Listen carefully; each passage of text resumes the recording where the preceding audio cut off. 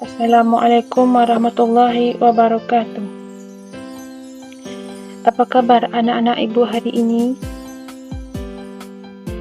Semoga kamu semua dalam keadaan sehat.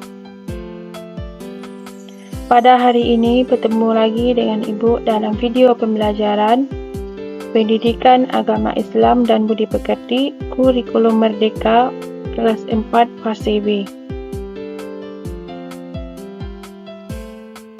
Sebelum kita belajar, marilah kita berdoa.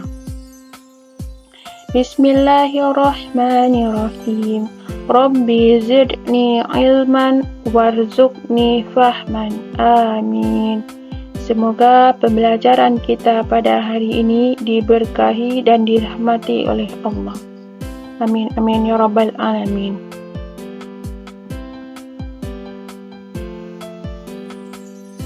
Tujuan pembelajaran kita yang pertama, menceritakan kisah perjalanan Rasulullah Sallallahu Alaihi Wasallam ke Madinah.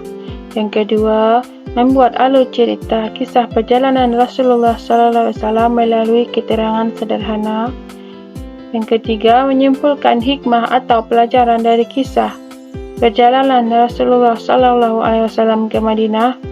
Yang keempat, mengimplementasikan perjuangan Rasulullah Sallallahu Alaihi Wasallam dalam kehidupan sehari-hari. B. Perjalanan hijrah ke Madinah. Pada pelajaran sebelumnya kita telah belajar sebab-sebab Rasulullah hijrah ke Madinah. Pada pelajaran hari ini kita belajar perjalanan hijrah Rasulullah ke Madinah. Yang pertama, Ali bin Abi Thalib menggantikan Rasulullah tidur di kamar.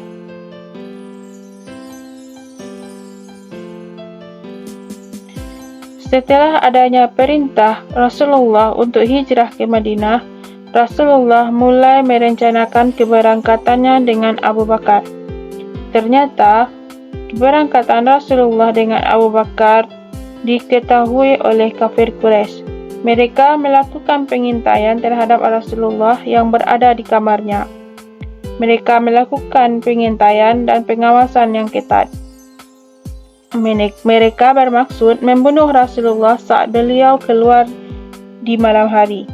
Akan tetapi, atas petunjuk Allah, Rasulullah meminta Ali bin Abi Thalib untuk menggantikannya tidur di atas kamarnya. Dan Ali pun menyanggupinya. Sikap yang kita teladani dari sikap Ali ini adalah sikap berani. Ali berani untuk menggantikan Rasulullah. Dia tidak takut mati, dia berani untuk menggantikan Rasulullah SAW di atas tempat tidurnya dan memakai selimut Rasulullah. Atas pertolongan Allah, Rasulullah Sallallahu Alaihi Wasallam berhasil keluar dari rumahnya tanpa diketahui oleh satu orang pun pemuda kafir Quraisy. Setelah itu, Rasulullah menuju rumah Abu Bakar. Di sana beliau menyampaikan bahwa Allah telah memerintahkan untuk berhijrah. Abu Bakar pun ikut Rasulullah dan meminta Abdullah sebagai penunjuk jalan. Yang kedua, awal mula perjalanan hijrah. Pada tanggal 27 Safar tahun ke-14 kenabian, Rasulullah melakukan perjalanan hijrahnya dengan Abu Bakar. Melalui pintu belakang, Abu Bakar dan Rasulullah SAW menuju Gua Thur. Rasulullah mengambil jalur selatan kota Mekah. Sesampainya di Gua Thur, Abu Bakar masuk ke dalam gua terlebih dahulu untuk memastikan keamanan gua tersebut. Di sini kita diajarkan oleh Abu Bakar bagaimana Abu Bakar sangat menyayangi Rasulullah sehingga dia tidak mau sedikit pun Rasulullah terluka dan keamanan Rasulullah sangat dijaganya. Dia lebih mau dia yang terlebih dahulu ke dalam gua dan memastikan semuanya aman.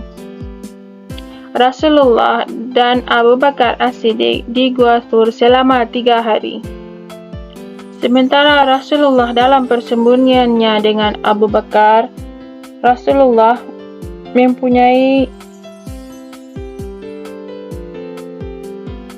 seorang pendengarnya atau memasang telinganya melalui Abdullah putra Abu Bakar yang tetap tinggal di Mekah. Setiap malam, untuk menghapus jejak, dia mengantarkan makanan ke Gua Sur dan menyuruh Abdullah untuk mengembalakan kambing-kambing mereka dan mengikuti jejak tersebut. Setelah kafir Quraisy merasa kehilangan Rasulullah, maka mereka melakukan sayembara bagi siapa saja yang mampu menemukan Rasulullah. Dan kafir Quraisy pun ada yang sampai kepada Gua Sur.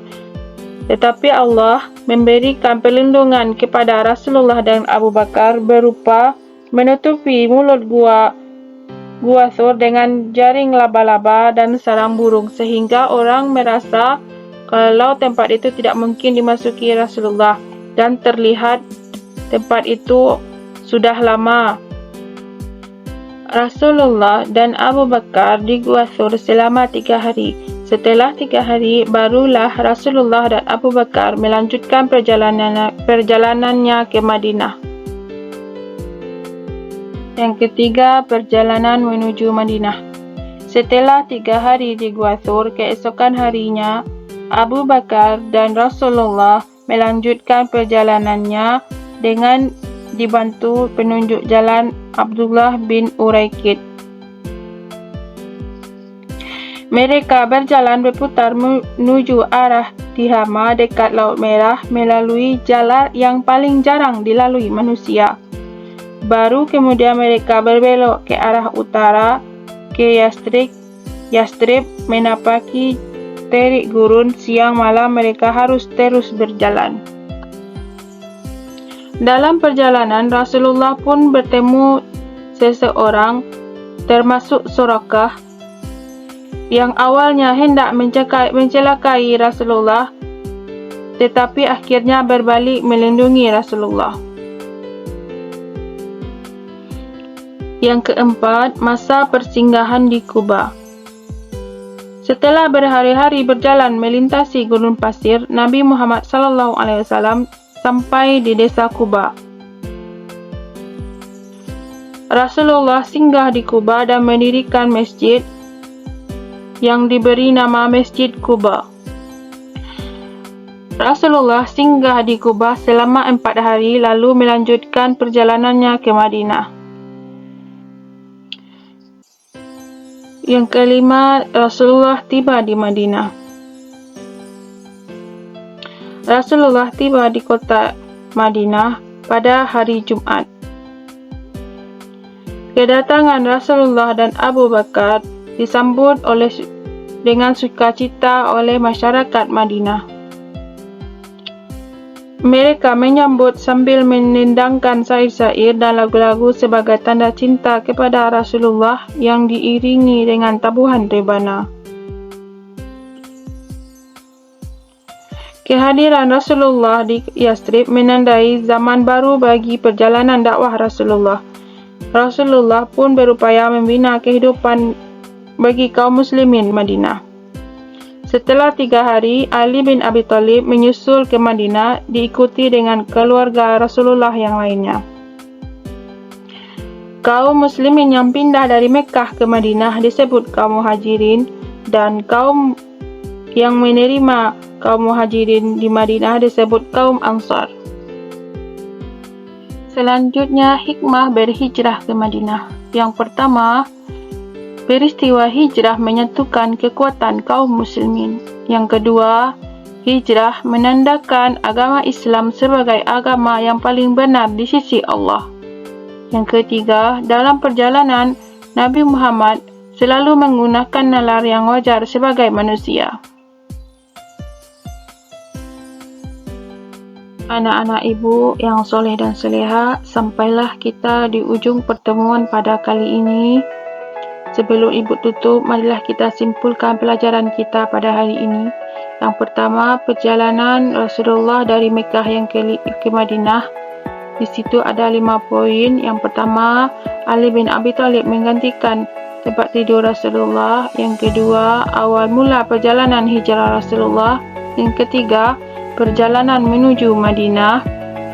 Yang keempat, masa singgah Rasulullah di Quba. Yang kelima, Rasulullah tiba di Madinah. Kesimpulan yang kedua tentang hikmah perjalanan dari Mekah ke Madinah. Yang pertama, peristiwa hijrah menyatukan kaum muslimin. Yang kedua, hijrah menandakan agama Islam sebagai agama yang paling benar di sisi Allah. Dan yang ketiga, perjalanan Nabi Muhammad tetap menggunakan nalar yang wajar sebagai manusia. Kesimpulan yang ketiga, dari sikap Ali kita diajarkan untuk sikap berani, dan dari sikap Abu Bakar kita diajarkan bagaimana kasih sayang yang ditujukannya kepada Rasulullah Sallallahu Alaihi Wasallam. Sekian dulu materi kita pada kali ini. Kalau ada kesalahan, ibu minta maaf. Ibu akhiri dengan Assalamualaikum warahmatullahi wabarakatuh.